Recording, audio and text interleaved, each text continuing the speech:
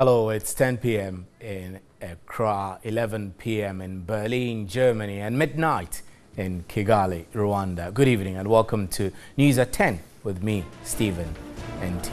Let's first start with the major news highlights of the day. The Roads and Highways Minister says he will see to the construction of overhead footbridges across the George Walker Bush N1 highway in Accra. After watching TV3's Dangerous Highway documentary, Kwesi Amoakwanta expressed his determination to make the road safer.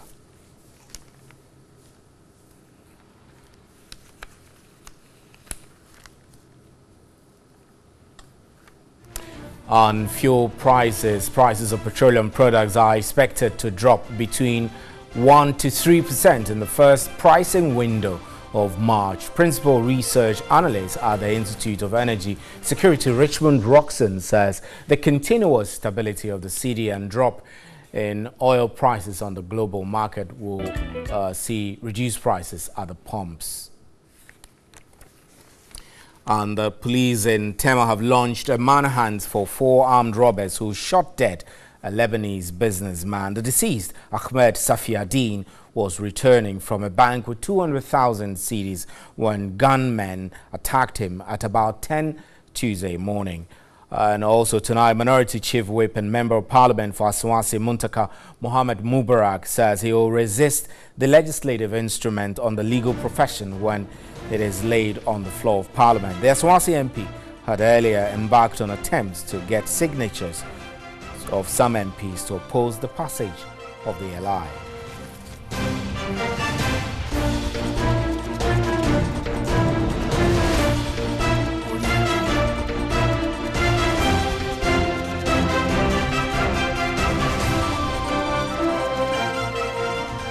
Let's start with our very first story. Now, the police in Tema have launched a manhunt for 4 armed robbers who shot dead a Lebanese businessman. The deceased, Ahmed Safiano, was returning from a bank with 200,000 cedis when some gunmen attacked him at about 10 a.m. Tuesday morning. The 54-year deceased, Ahmed Safiaddin, is a cashier at a soap manufacturing company, Delta Agro Company Limited in Tema. According to the Tema Regional Police Public Relations Officer, ASP Joseph Benefodakwa, the victim went to withdraw the 200,000 cedis meant to pay workers' salaries. The victim was in a Toyota Corolla saloon when he was suddenly accosted by 4 armed men a few meters from his workplace. The robbers fired several gunshots into his vehicle, robbed him of the money and bolted away in a 4-wheel drive. The victim was rushed to the Raphael Hospital in Tema but was pronounced dead on arrival. The body has since been conveyed to the 37 Military Hospital for preservation and autopsy. And 3 robbery attacks were recorded in the Eastern region on Monday, according to the Regional Police Command. The 3 incidents occurred at State House in Bangalore, Peace Hill SHS, and Melanic Clinic, all at Okrasi in Koforidua. The armed robbers' attacks began around 12:45 midnight. The police response team only met the 34-year-old victim and his wife at the State House in Bangalore. The masked robbers, numbering about 4, broke into the house through the main door and tied the victims up. The pistols, machetes and 9 wielding robbers then made away with 40-inch flat-screen TV, laptops, 5 mobile phones, pen drives, wedding ring of the victims and cash of 385 cedis. The armed robbers went to their next target, but an alarm from the 56 would-be victims compelled them to abandon the mission. However, the robbers moved to a nearby house, broke the main door and again tied the victims with his own cloth. They then made away with a laptop computer, 2 mobile phones, a desert boot, phone charger and an undisclosed amount of money. In all these operations, the robbers used cement blocks to break the doors. Preliminary police investigations have also revealed that the robbers did not use any means of transport. The police have meanwhile mounted a manhunt for the masked robbers and called for public support. And a senior police officer has revealed how fighting crime by the police has become. In an exclusive interview with TV3, the senior police officer, whose name has been withheld, revealed that there are police stations in Accra with only one functioning AK-47 rifle. His comments come on the back of allegations that the weapons of the police man on duty at the Royal Motors failed to fire when the armed robbers attacked. He spoke exclusively to my colleague Komla Kluche. Can you paint a picture of exactly how dire the situation is when it comes to fighting crime as policemen? Well, it's not easy, but then at times the situation is that it's almost life and death. It's so scary, but then we've been trained for this job. Therefore, we have to put our lives on line when it comes to combating crime. But when you are fighting a crime, you must be given what you need to fight the crime. Excuse me to say, you cannot fight crimes with your bare hands. Somebody is attacking with guns and other dangerous implements. Therefore, you, the police officer, should also be in position to defend and defend fully. But a situation whereby sometimes the things that you should have to go and combat a crime are not even there. Or let me say, if I say, they are so inadequate, and it becomes dangerous. It becomes dangerous. So the challenges are many, and I don't know, but too many. I hope you recently, I don't know whether it came to your attention, somewhere in Tema, somebody was being pursued, okay? At Tema, I don't know. But then this guy saw police officer's visibility. He ran, and then he went and trying to take refuge there. And to his surprise, the police officers also ran and left him there. And he was eventually robbed. So you don't have the impression that the police uniform alone scares people. Let's talk about the policeman who was on duty allegedly.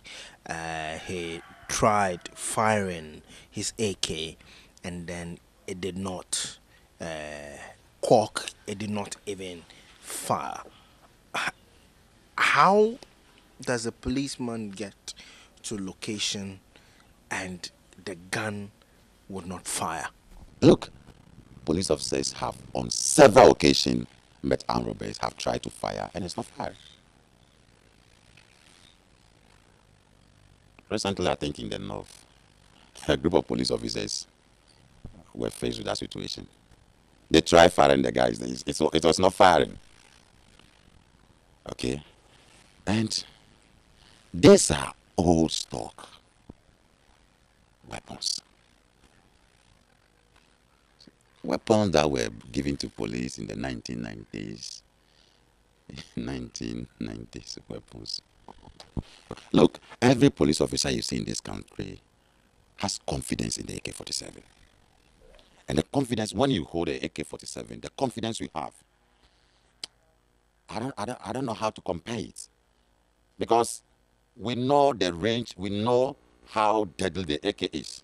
So we have it in mind that at least before a robber could kill me with my AK-47, I can flat at least 3 of them. So there is confidence in the AK-47.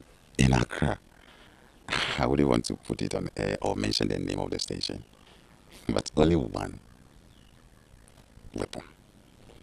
One efficient weapon. And this is a station that is stocked with a lot of men. You mean that station has one single weapon? That is efficient. One.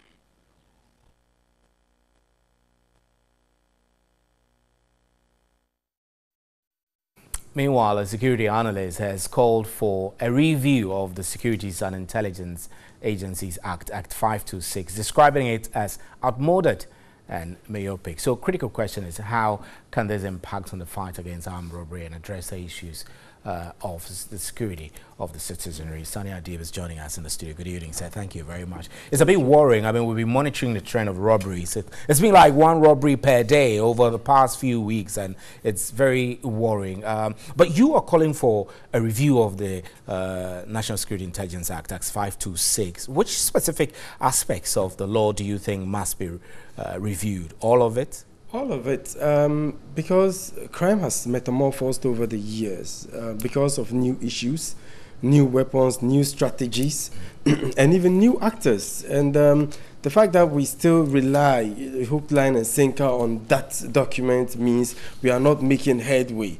And the spate of robberies in the country is only an indication of the fact that the protocols and mechanisms we have on the ground today is not working, because we keep talking about the same thing over and over again, and you don't expect that you do the same thing over and over again and expect a different outcome. So you don't think government and the police claims that they are on top of the issues? You don't believe that? I strongly doubt. And what is happening, I must say, is leading to what I call a social discord. There's so much fear and panic being created. People feel very unsafe to go out to perform their daily duties, because this is where we have situations where armed criminals attack mobile money joints, they attack microfinance companies. They are so audacious, vicious, daring, and quite brazen in the nature of their attacks these days, because in the past we constricted robbery to only in the nights.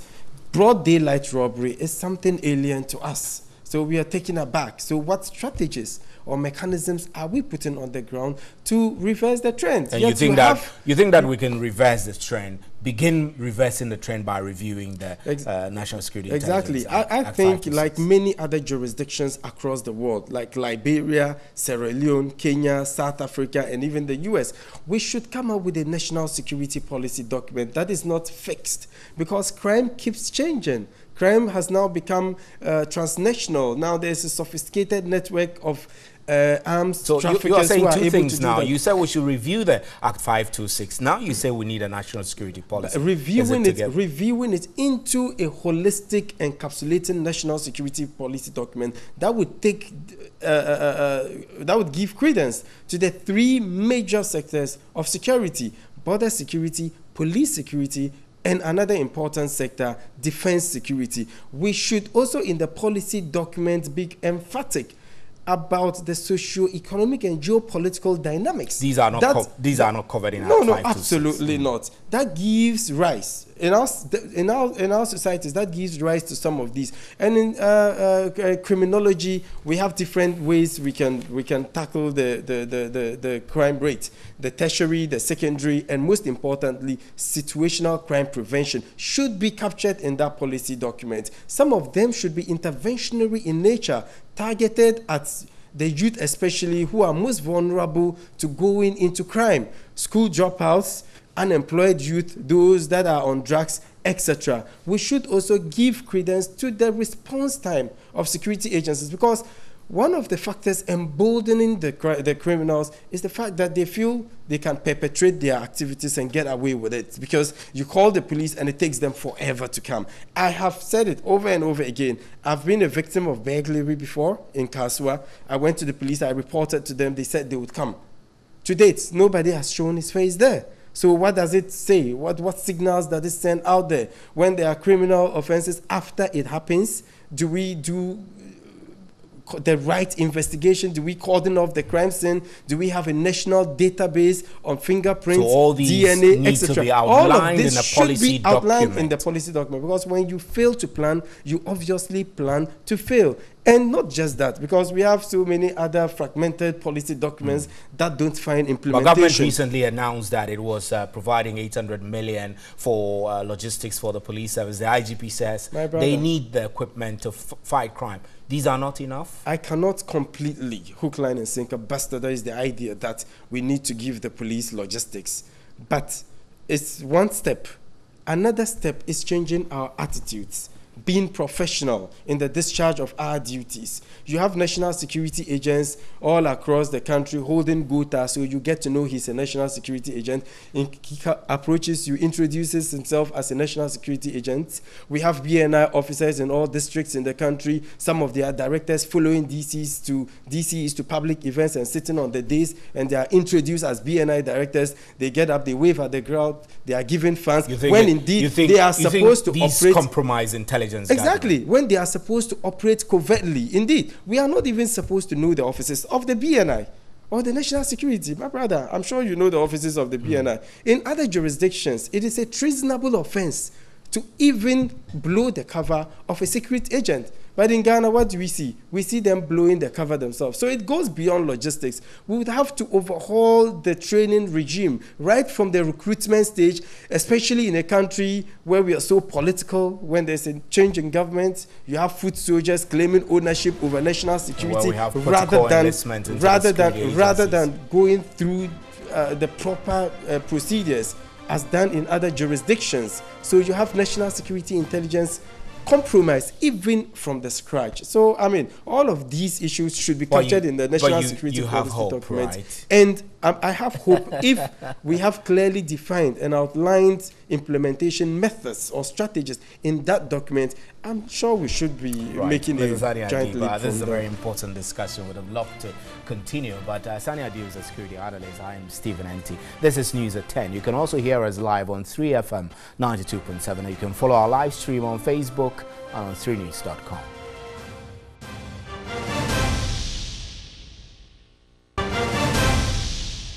Welcome back. Now, the Technical University Teachers Association of Ghana, TUTAG, has threatened to strike on Thursday, tomorrow, if certain sections of the 2016 Act that establishes the technical universities in the country are not amended. The amendment bill, which is currently before Parliament, seeks to grant powers to the National Council for Technical Education to perform certain functions which generally fall within the purview of the governing councils, the academic boards, and the principal officers of these technical universities in Ghana. So we have in the studio today, this evening, David Kwaku Wowi Brown, General Secretary of the Technical University Teachers Association, joining us. So thank you very much. I spoke to you earlier and I wanted to know exactly which aspects of the amendments are you against, or you recommend that should be reviewed?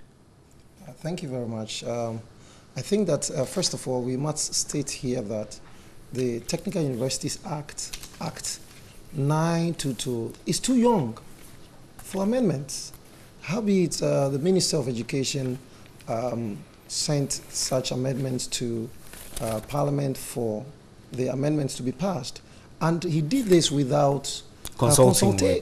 And you say the amendments are detrimental to the technical university agenda? Exactly. Why? Good. So if we look at Section 24, which is to be amended, Section 24 gives powers to the councils to establish departments, directorates, faculties, programs, and even hostels. And the minister is saying that such powers are taken from the councils and given to the National Council for Tertiary Education. So before we do that, we need to seek approval from NCTE. And we think that this is against best practices and against academic freedom. So what exactly do you want? We want that particular amendment to be taken out. And then the second one has to do with Section 27, which talks about harmonized statutes. The amendment seeks to harmonize all the statutes of all the technical university. That is to say that all of us are going to have the same statutes. And we are saying no, the universities are established in different regions, and they might have their peculiar needs and wants. And you build statutes from the Act. Yes, we have the same Act, and before this Act was passed, we were with the Parliamentary Select Committee on Education. We asked why not give each technical university their I'll have you hold briefly. We have the Peter Nochu Kotoe, who is the ranking member of Education Committee, the ranking member of the Education Committee of Parliament. He's joining us on the phone now. Good evening, Honourable. We're grateful for your time. So has your committee met with TUTAG? I'm hearing that they have met with you. Have you heard their concerns? Yeah, thank you very much. Yeah, as you said, the Technical Universities Amendment Bill was presented to or laid in Parliament by the Minister for Education and then referred to the committee. And as part of our activities, we are meeting the concerned stakeholders, and TWITAG was one of the organizations that we met. They have given us their grievances and petition. We have studied it. Now, we are yet to meet the other stakeholders, the Governing Council and the NCT, so that we will listen to their views, and based on that, we will come out with recommendations as far as the consideration of the amendment are concerned. So it means that before meeting them, you are unable to really discuss the substance of the concerns they brought? Oh, we did. We invited them to Parliament House and we met with them. So they presented their reports to us, or their petition to us.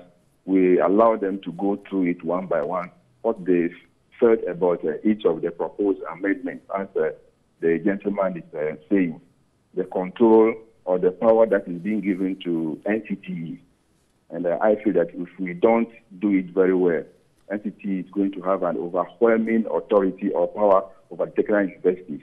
And that is their concern. And we have also observed that or realized it. So we are going to look at it critically and make sure that whatever amendments are necessary, we will be able to give it a very good rendition. So I reckon from what you benefit from it. I reckon from what you're saying that you mainly agree with their positions on some of the concerns they brought forward, and you are on their side technically, right? Yeah, because the concerns they have raised are very genuine. For instance, if you look at Section 42, which is part of the transitional provisions, it is said that in the main act, which is the principal act, it is there that on the technical universities coming into force, all the employees should be regarded as full-time employees. But the amendment proposed by the minister is that they should be regarded as interim employees. Right. Yeah, which is against the Labour Act. So it's a very good observation they have made. And a few other ones, like the harmonized statutes that he's talking about. Yeah, so we are going to meet NCT on the 8th of this month and then iron it out. What do they want to achieve by the harmonized statutes for all the technical universities? So we're in the process of hearing each other or everybody's view. Then as a committee, we will, after the 8th of March, sit down and either to recommend some of the amendments for rejection or acceptance. Right, or Honorable. We reword the amendments altogether. Yeah. Right. Honorable, we're grateful for your time. Thank you extremely. Honorable Peter Notri Kotoe is a ranking member of the Education Committee of Parliament. So this is reassuring for you, isn't it? So you are going to call off your strike as a result of these reassurances you're getting? I think the ranking member spoke well, and that seems to be reassuring. But you see, if you meet a minister and you are at a discussion where one of our members took the issue to court, challenging the authority of National Council for Tertiary Education and the minister, and then you met the minister, and the minister tells you that you can have your say in court, and we will have you can have your say in court, and we will have our way in Parliament. It means that the minister actually is bent on coming through. Because you're waiting for positive feedback from the ministry. No, I mean, you see, I must say here that about a few days ago, the minister was on radio and TV, I mean, saying that we are being controlled by the opposition NDC. And we want to state and put on record that statement of the minister was unfortunate to have come from a cabinet minister, a minister who must actually be objective, look at issues critically, and argue the issues out. Right. He does not have anything to argue. Mr. Brown, I'm afraid we're grateful for your time, though. I know that we would love to continue, but that's how we draw the curtain on News at 10. I'm Stephen Enti. Thank you extremely for making time. There is more news on our website, 3news.com. On behalf of the crew, good night.